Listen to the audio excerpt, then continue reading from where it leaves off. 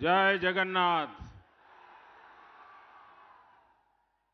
जय जगन्नाथ। जय जगन्नाथ। ओडिशार प्रिय भाई ओ भवनी मान को मोर सादर नमस्कार। ओडिशार वीर माटी खोर्धा व ओडिया वीर मानंको ओ ओडिशार स्वाभिमान ओ पाइक विद्रोहर केंद्र बिंदु बरुणेई पा देशरू प्रणाम जनाऊची।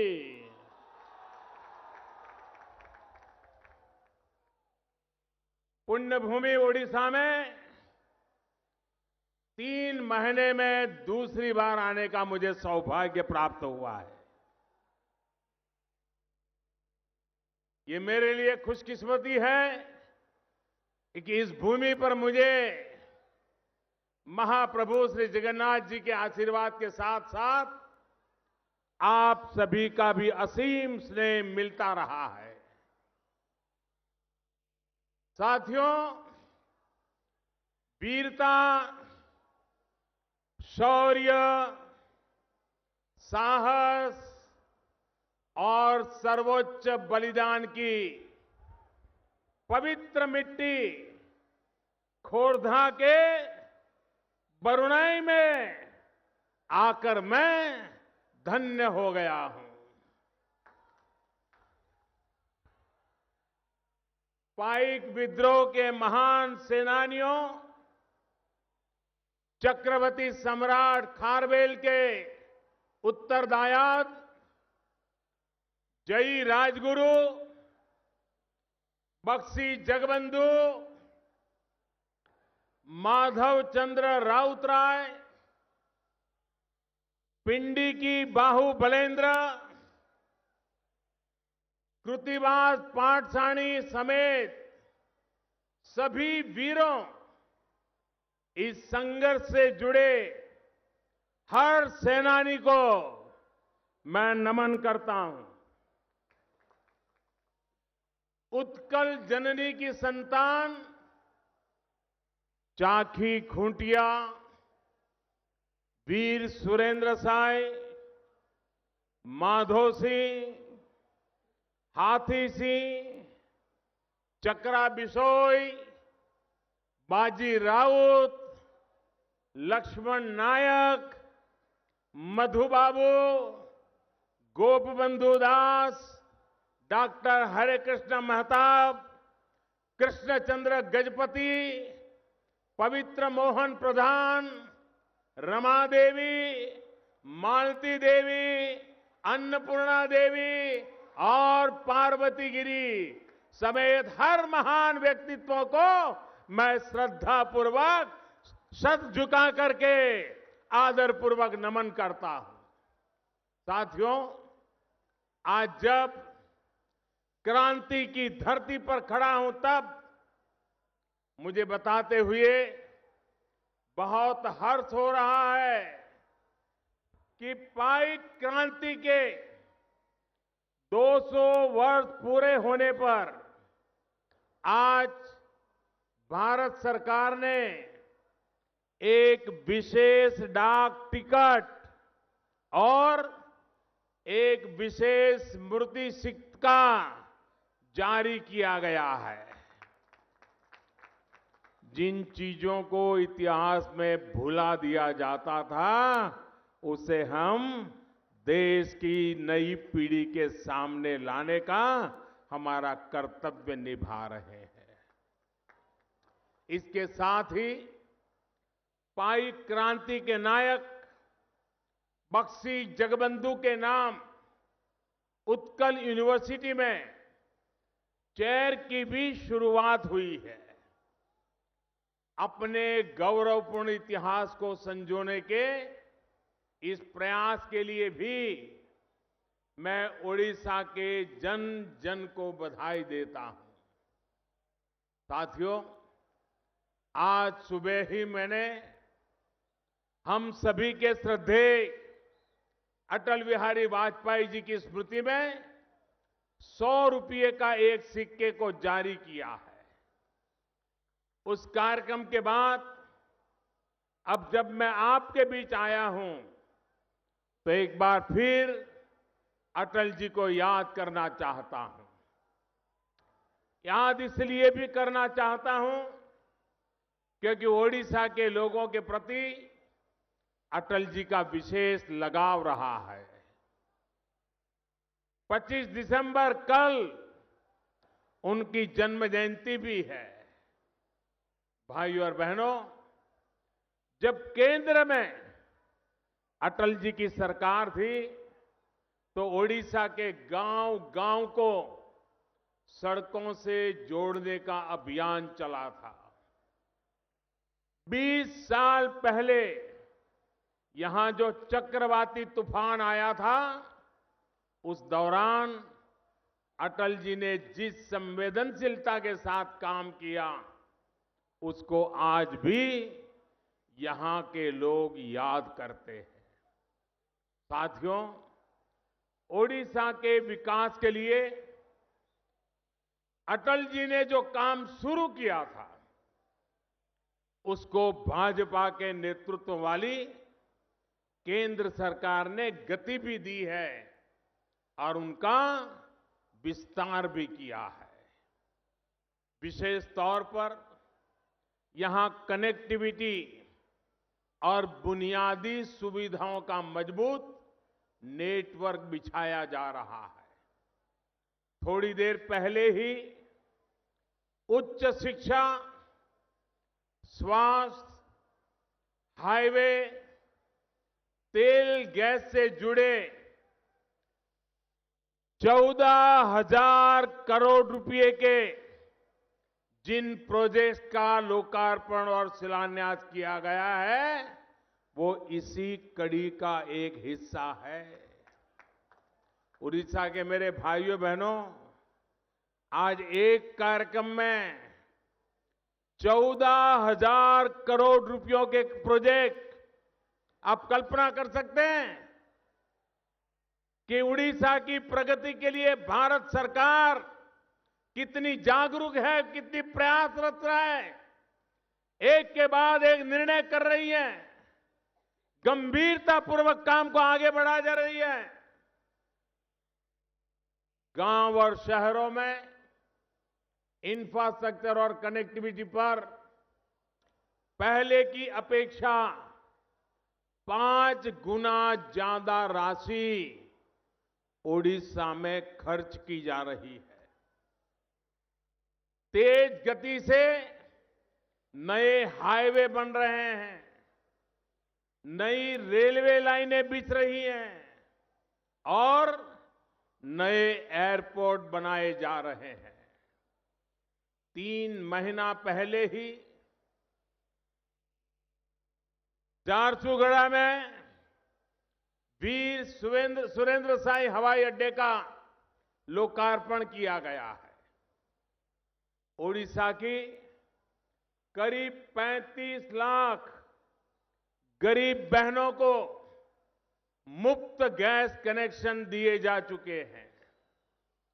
4.5 वर्ष पहले यहां सिर्फ 20% परिवारों के पास गैस का कनेक्शन था। आज ये दायरा करीब 70% हो चुका है। आने वाले समय में यहां के हर व्यक्ति के पास गैस कनेक्शन हो, इसके लिए केंद्र सरकार दिन रात कोशिश कर रही है। उड़ीसा के 19 जिलों में पाइपलाइन के माध्यम से सस्ती रसोई गैस देने का काम भी तेज गति से चल रहा है। इससे जुड़ी एक बड़ी परियोजना का शिलान्यास कुछ समय पहले ही मुझे आज करने का मौका मिला है। केंद्र सरकार के प्रयासों से ओडिशा उच्च शिक्षा का सेंटर भी बन रहा है। IIT Bhubaneswar, IIM Sambalpur, IISER Berhampur जैसे संस्थान यहां के नौजवानों को नई ऊंचाई प्राप्त करने में मददगार बनेंगे। भुवनेश्वर में विश्व स्तरीय स्किल डेवलपमेंट इंस्टीट्यूट की भी स्थापना की गई है। इसके अलावा आदिवासी बच्चों की शिक्षा के लिए समर्पित 90 से अधिक एकलव्य स्कूल खुलवाए जा रहे हैं। मुद्रा योजना के तहत 1 करोड़ से अधिक ऋण उड़ीसा के युवा उद्यमियों को दिए जा चुके हैं। उड़ीसा में कोई भी गरीब बेघर न रहे, इसका प्रयास भी केंद्र सरकार निरंतर कर रही है।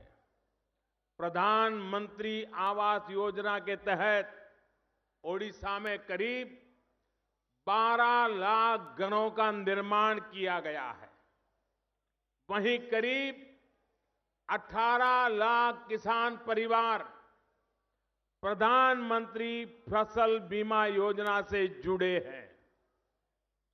फसल खराब होने की स्थिति में अब तक 1700 करोड़ रुपए से अधिक की मदद किसानों को दी जा चुकी है।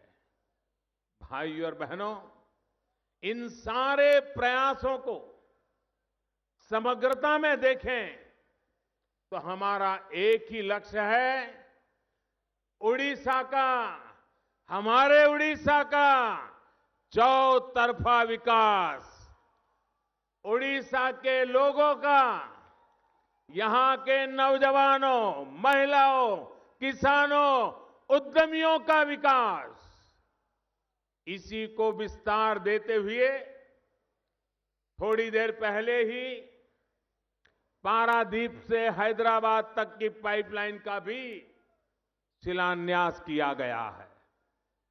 इस पाइपलाइन से पेट्रोल, डीजल, केरोसिन और हवाई जहाज का ईंधन, इसकी सप्लाई और आसान होगी। साथियों, ओडिशा में पेट्रोलियम व पेट्रोकेमिकल सेक्टर में करीब 1.5 लाख करोड़ रुपए का निवेश हो रहा है। इससे यहां के नौजवानों के लिए भविष्य में रोजगार के अनेक नए अवसर बनने वाले हैं। पारादीप में प्लास्टिक पार्क, पॉलीप्रोपिलीन प्लांट और भद्रक में टेक्सटाइल पार्क स्थापित किया जा रहा है। चंडीखोल में स्ट्रेटेजिकल ऑयल रिजर्व बनने वाला है। वहीं भविष्य के ईंधन यानी बायोफ्यूल का भी बड़ा सेंटर ओडिशा बनने जा रहा है। बरगढ़ जिले के बाउलसिहा में एक बायोफ्यूल प्लांट की स्थापना की गई है। साथियों, इसी तरह की अनेक बड़ी परियोजनाओं पर आज ओडिशा में तेजी से काम किया जा रहा है। बावजूद इसके ओडिशा के विकास की जो सच्चाई है, उससे आप सभी भली भांति परिचित है। और इसलिए ही अब ओडिशा में आवाज उठ रही है, एक नई चेतना की, एक नई गति की, एक नई ऊर्जा की।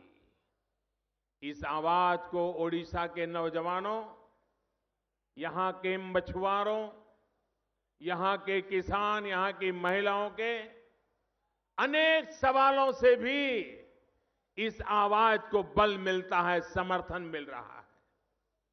मैं आपके ही इन सवालों को दोहराना चाहता हूं। आखिर जब देश में स्वच्छता का दायरा 97% हो चुका है, तब ओडिशा में खुले में शौच से मुक्ति के अभियान में ओडिशा आज पिछड़ क्यों रहा है? ओडिशा में भी उसे भी दुर्बल राज्य आज आगे निकल चुके, लेकिन ओडिशा हिलने का नाम नहीं ले रहा है। आखिर ओडिशा के होनहार युवा अपना घर छोड़ने को, पलायन को मजबूर क्यों है? आखिर ओडिशा की बहनें, यहां के बच्चे कुपोषण का निरंतर शिकार क्यों हो रहे हैं? आखिर राज्य में डॉक्टरों के आधे से ज्यादा स्वीकृत पद खाली क्यों है? आखिर ओडिशा का किसान बूंद बूंद पानी के लिए क्यों तरस रहा है? उसकी उपज की उपयुक्त खरीदी क्यों नहीं हो रही है? आखिर ओडिशा के बड़े हिस्से को पीने का साफ पानी क्यों नहीं मिल रहा? क्यों यहां के शिक्षकों को अपना वेतन पाने के लिए भी धरना प्रदर्शन करना पड़ रहा है, आंदोलन करना पड़ रहा है? आखिर क्या वजह है कि चिट फंड से लेकर पीसी कल्चर तक भ्रष्टाचार का दानव ओडिशा में इतना शक्तिशाली हो गया है? वो कौन है जो इस दानव को दाना पानी दे रहा है? साथियों, इन सवालों का जवाब जितना स्पष्ट होगा, उतना ही आगे का रास्ता भी साफ होगा, उतना ही केंद्र सरकार ओडिशा के लोगों के विकास के लिए बढ़ चढ़ करके काम कर पाएगी। भाइयों और बहनों, आज ओडिशा का जन जन ये सवाल भी पूछ रहा है कि आखिर आज भी ओडिशा प्रधानमंत्री जन आरोग्य योजना उससे क्यों नहीं जुड़ा है? अगर ओडिशा इस योजना से जुड़ जाता तो यहां के गरीब लोगों को भी देश भर के अस्पतालों में मुफ्त इलाज की सुविधा मिलती। अगर ओडिशा का कोई नागरिक लखनऊ गया है, अचानक हार्ट अटैक आ गया, अगर वो इस योजना का हिस्सा होता तो लखनऊ में भी मेरी अपनी बीमारी का उपाय कर सकता था, बिना पैसे कर सकता था। लेकिन वो ओडिशा के लोगों को नसीब नहीं हो रहा है। ओडिशा में भी मेडिकल इंफ्रास्ट्रक्चर विकसित होता, सैकड़ों नए अस्पताल खुलते, हजारों युवाओं के लिए रोजगार के नए अवसर बनते, लेकिन ऐसा नहीं हो पा रहा है। साथियों, प्रधानमंत्री जन आरोग्य योजना के तहत गरीबों को देश भर के बड़े बड़े अस्पतालों में 5 लाख रुपए तक का मुफ्त इलाज मिल रहा है। सिर्फ 100 दिन में, 100 दिन के भीतर भीतर ही देश भर के 6 लाख से ज्यादा गरीब बहन भाई जो 2-2, 3-3 साल से पीड़ित थे, पैसों के अभाव में उपचार नहीं करा पा रहे थे, उन्होंने इस योजना का लाभ उठाया। 6 लाख मरीजों को फायदा हुआ। लेकिन मुझे दुख के साथ कहना है कि इसमें ओडिशा का एक भी व्यक्ति नहीं है, क्योंकि ओडिशा सरकार इस योजना के साथ जुड़ने के लिए तैयार नहीं है। मुझे उम्मीद है कि ओडिशा में आप जो नई व्यवस्था चाहते हैं, जिस दिशा में ओडिशा को ले जाना चाहते हैं, उसके बाद आपके राज्य के लोगों को भी आयुष्मान भारत योजना का पूरा लाभ मिलेगा, ऐसा मेरा विश्वास है। साथियों, केंद्र सरकार ओडिशा की स्वास्थ्य सुविधाओं को सुधारने के लिए हर संभव प्रयास कर रही है। राज्य में 5 नए मेडिकल कॉलेज स्वीकृत हुए गए हैं। आज ईएसआई के अस्पताल के विस्तार कार्य के बाद उसका लोकार्पण भी किया गया है। पहले ये सिर्फ 50 बेड का अस्पताल था, अब 100 बेड का आधुनिक हॉस्पिटल बन गया है।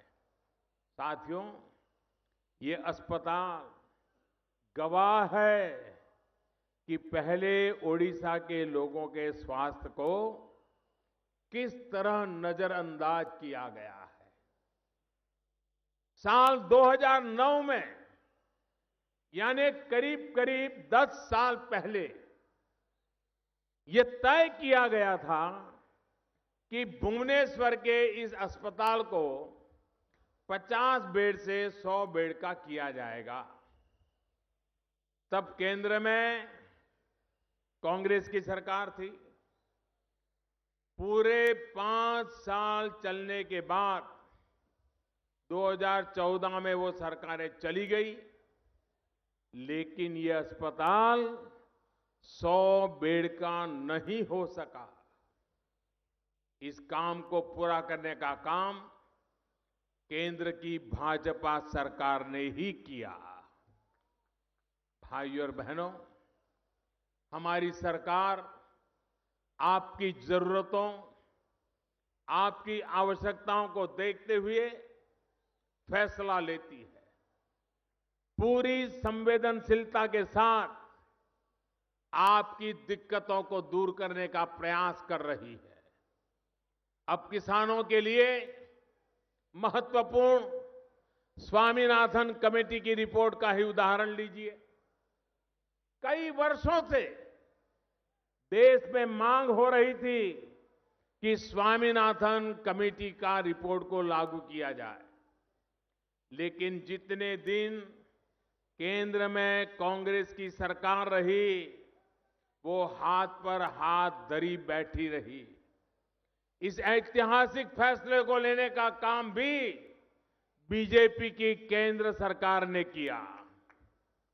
हमारी सरकार ने धान सहित 22 फसलों का समर्थन मूल्य लागत का 1.5 गुना तय किया है।